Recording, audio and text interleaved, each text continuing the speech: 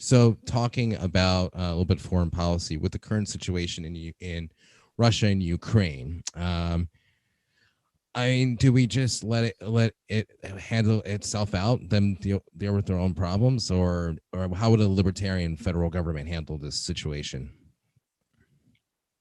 Well, there are a lot of things going on that aren't just letting it play out. We have rallied most of the Western world and even most of the world to do things like freezing Russian assets, barring Russian airplanes from European airspace, sending arms.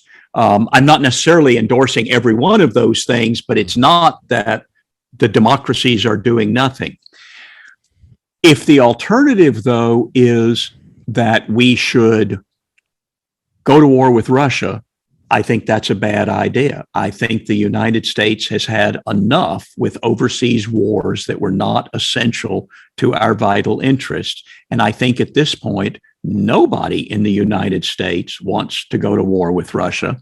And one of the things you hear people saying is, well, let's create a no-fly zone, prevent Russian planes from flying over Ukraine.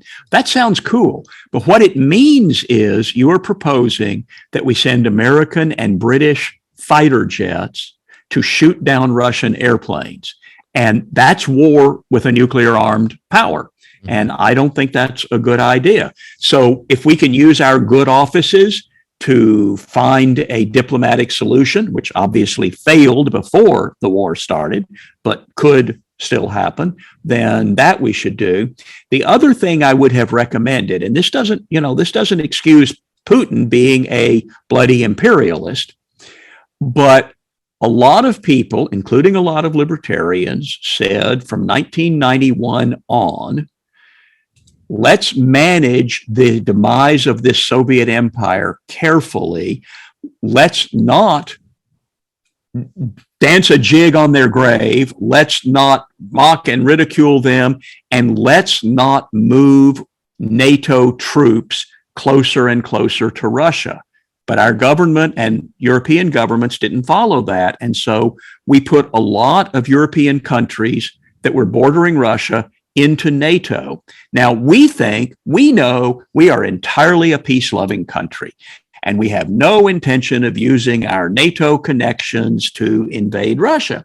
But from Russia's point of view, they saw NATO expanding right up to their borders, right up into what used to be the Soviet Empire, Poland, Czechoslovakia, East Germany, and they kind of felt surrounded. Now, that's not a justification for invading Ukraine, and neither is the idea that, oh, really, Russians and Ukrainians are the same people.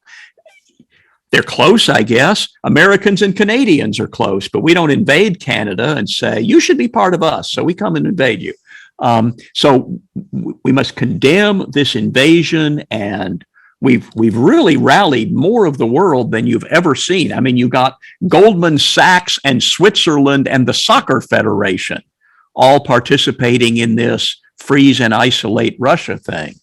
But I think we don't want troops there. We don't want to be bogged down in another endless war.